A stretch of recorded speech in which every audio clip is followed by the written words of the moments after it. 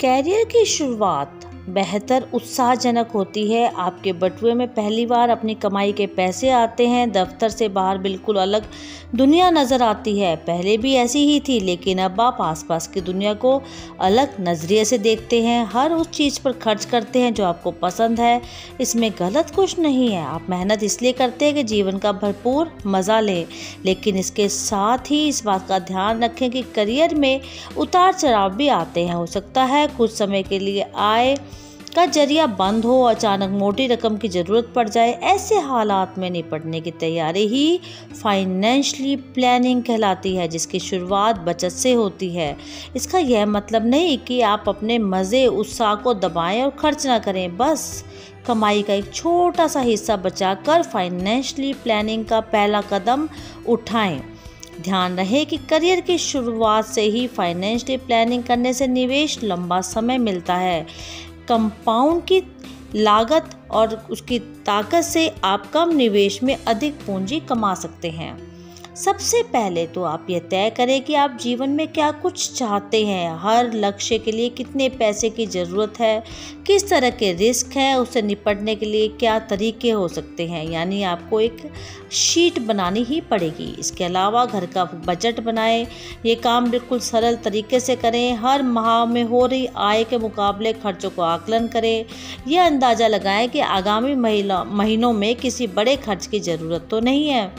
इसके अलावा बचत करके निवेश करने से पहले इमरजेंसी फंड बनाएं। इसका उद्देश्य यह है कि कुछ समय के लिए नौकरी छूटने या मेडिकल इमरजेंसी होने पर पैसों की दिक्कत आपको न आए। यानी आपके पास 6 माह के खर्च के बराबर आपके पास पैसा होना चाहिए। खुद के लिए, पूरे परिवार के लिए आपके पास पर्याप्त हेल्थ इंश्योरेंस हो। कॉर्पोरेट ग्रुप इंश्योरेंस कम पड़े तो अलग से हेल्थ कवर लें। सालाना आय का कम से कम 15 गुना सम एश्योर्ड जीवन बीमा अवश्य कराएं। शादी, कार, खुद का घर, बच्चों की पढ़ाई, रिटायरमेंट जैसे लक्ष्य तय करें। आपको पता चल जाएगा कि किस लक्ष्य के लिए आपके पास कितना समय है। फिर महंगाई के हिसाब से सभी पर खर्च का अंदाज़ा लगाएं। उसी हिसाब से बचत और निवेश करें।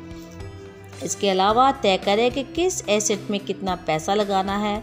इसका आधार हर लक्ष्य के लिए बचा समय और जोखिम उठाने की आपकी क्षमता पे निर्भर करता है।